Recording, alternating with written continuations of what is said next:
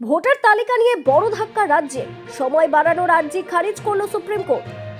2026 বিধানসভা নির্বাচনের মুখে ভোটার তালিকা সংশোধন বা ফ্রিজ করার সময়সীমা নিয়ে বড়সড় ধাক্কা খেল রাজ্য সরকার। ভোটার তালিকা চূড়ান্ত করার ডেডলাইন আরও কয়েকদিন বাড়ানোর জন্য রাজ্যের করা আবেদন সোমবার সরাসরি খারিজ করে দিল সুপ্রিম কোর্ট। প্রধান বিচারপতি সূর্যকান্ত এবং বিচারপতি জয়মাল্য বাগচির ডিভিশন বেঞ্চ স্পষ্ট জানিয়ে দিয়েছেন, নির্বাচনের দোরগোড়ায় দাঁড়িয়ে এখন আর সময় বাড়ানোর কোনো সুযোগ নেই।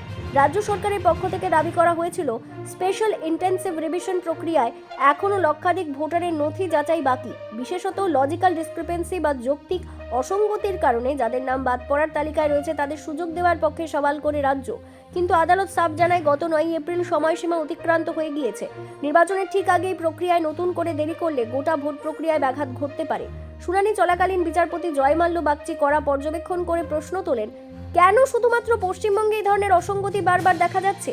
তিনি নির্দেশ দেন, দুই সাংবিধানিক কর্তৃপক্ষের লড়াইয়ের মাঝে পড়ে সাধারণ ভোটারেরা যেন কোনোভাবেই সমস্যার সম্মুখীন না হন।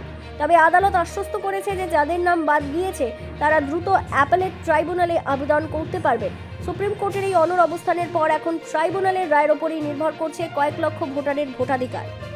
খবরটি ভালো লাগলে এখনই ফলো করুন এবং লাইক ও শেয়ার করে সবাইকে জানান। Bureau report, Bangla news, Kolkata.